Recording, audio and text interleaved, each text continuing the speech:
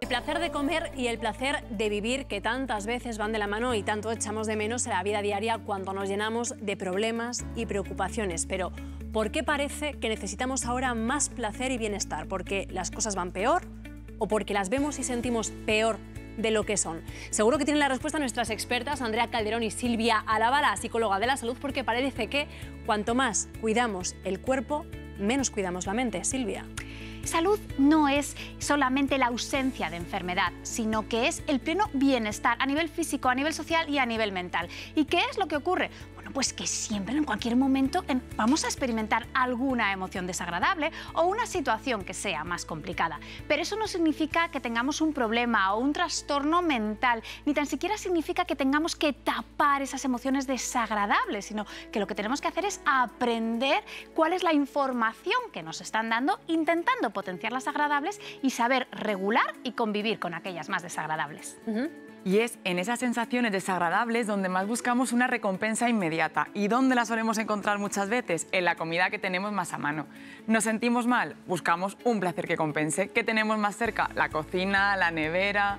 Y en ese momento precisamente no nos apetece una pera, nos apetecen alimentos mucho más palatables con su sabor, que sean potentes reforzadores naturales que van a hacer una fiesta a nuestras neuronas. Pero es que esa fiesta es muy intensa, pero también es efímera. Pasa muy rápido y enseguida vamos a volver a tener esa mala sensación otra vez. ¿Y por qué pasa esto que dice Andrea, Silvia? ¿Por qué cuando tenemos un mal día, estamos desanimados, nos encontramos mal, nos apetecen alimentos que son menos saludables? Por ejemplo, bollería, una bolsa de patatas fritas. Esto es lo que se llama una estrategia de regulación emocional no saludable. Vale. ¿Qué está pasando? Que estamos sintiendo emociones desagradables o sentimos que el día no ha sido todo lo bueno que nos gustaría. Entonces, ¿qué digo? Bueno, pues voy a intentar tapar esto que siento que no me gusta o compensar ese día. ¿Y qué es lo que ocurre? Que como no tengo un hambre con una base fisiológica, lo que tengo es un hambre emocional, ¿qué es lo que voy a elegir? Pues alimentos muy ricos en grasas, en azúcares, que según los como va a suponer una liberación de dopamina y endorfina para el cerebro, que va a ser un placer inmediato. Pero como bien nos ha dicho Andrea, ¿qué ocurre? Que es muy efímero y en nada, en cuanto dejamos de masticar, vuelven a aparecer esas emociones desagradables. Bueno, pues vamos a ver cuáles son las fuentes de mayor dopamina, si os parece. Y fijaos en estos datos porque la verdad es que son impresionantes.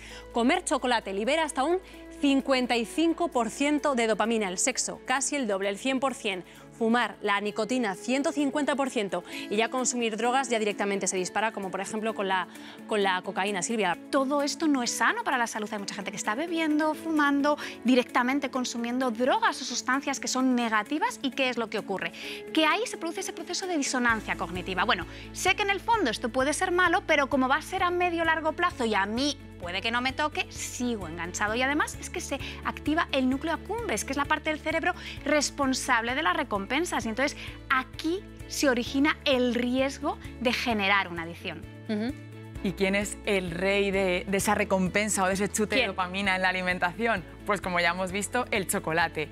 Y no por el cacao puro, que es cierto que tiene evidencia científica de que el consumo de cacao puede ayudar al bienestar y a sentirnos mejor, pero claro, no por un trocito y en ese momento. En ese momento lo que realmente nos apetece es su azúcar, su grasa saturada, su grasa refinada, las harinas blancas cuando también comemos bollería o pastelería, que nos van a compensar cuando no nos sentimos del todo bien. Y ya el cóctel de sabor, si añadimos sal, aditivos, como el famoso glutamato monosódico, que quién no ha escuchado alguna vez que genera adicción, que sabemos que eso no es cierto, pero lo que sí le sucede es que el cerebro se acuerda que cuando tomo este chocolate o estos alimentos, le genero tanto placer que lo vuelve a buscar esa dopamina. Y ya no es ni comiéndolo, es que esa descarga de dopamina la tenemos antes, al verlo, en una pantalla, en la publicidad.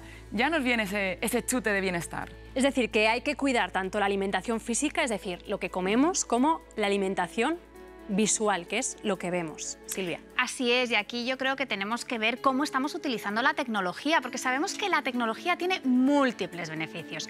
Pero ¿cuántas veces has ido a coger el móvil para mirar algo y cuando te quieres dar cuenta ya llevas ahí un buen rato enganchado con un tiempo que estás perdiendo que ni tan siquiera tienes?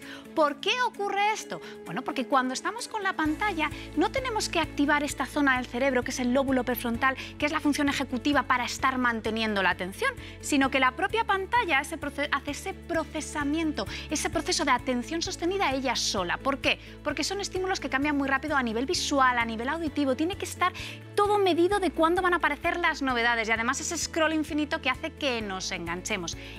Y aquí también tenemos que practicar la dieta visual cuando estamos comiendo. ¿Y cómo? Pues tan sencillo que, como nos decían nuestras abuelas o nuestras madres, estando a lo que tenemos que estar. Claro, que al final las abuelas... Que si estamos comiendo, pues disfrute de verdad de la comida, de a lo que sabe, a lo que huele, y también así voy a ser consciente de mi sensación de saciedad. No pongo el piloto automático porque estoy comiendo, corriendo mientras trabajo, de pie porque me voy, y al final no me estoy ni dando cuenta de cuando ya estoy lleno y terminamos comiendo más. Y también esa sensación de aburrimiento que a veces tanto nos disgusta cuando estamos tirados en el sofá o sin tener nada que hacer, solemos llenarlo con comida y con bebida. Y en ese caso, de nuevo, tenemos que ver la parte psicológica, que mucho mejor conoce Silvia, qué es lo que nos pasa en lugar de rellenarlo con comida, porque eso no nos va a hacer sentir mejor al final. Hay que hacer más caso a las abuelas, ayuno de dopamina, pero ante ese ayuno de dopamina, ¿qué hacemos? Ejercicio, mucho ejercicio, que es el que nos va a dar ese placer que no vamos a obtener de las pantallas y de la comida, ¿no, Silvia? Bueno, el ejercicio aquí puede ser un excelente liberador de dopamina, pero es que además va a tener muchísimos beneficios para nuestra salud física y para nuestra salud mental también. Por ejemplo, sabemos que cuando ya estamos practicando un ejercicio, unos 20 minutos de un ejercicio de mediana intensidad, ese cortisol que tenemos ahí circulando por ese exceso de estrés, bueno, pues ¿qué es lo que pasa? Ya se va a empezar a reducir. Y es muy importante. ¿Por qué? Porque el cortisol al final va a hacer que nuestros órganos funcionen peor y sobre todo el cerebro. ¿Por qué? Porque el cerebro necesita muchísima energía para poder funcionar, para poder tomar decisiones, el 30% de la energía. Y cuando sentimos estrés, cuando tenemos ese cortisol, la energía se desplaza a los músculos y eso hace que tomemos muchas peores decisiones. Y el ejercicio físico además nos va a ayudar a controlar mucho más el no caer en tentaciones que en el fondo no queremos, ya sea consumir más alcohol, consumir alimentos malsanos.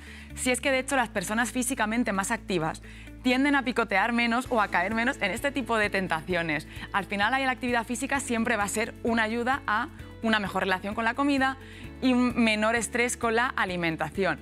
Pues me ha encantado esto del ayuno de la dopamina y de hacer más caso a las abuelas y a las madres. Muchísimas gracias, Silvia y Andrea. Muchas gracias. Gracias.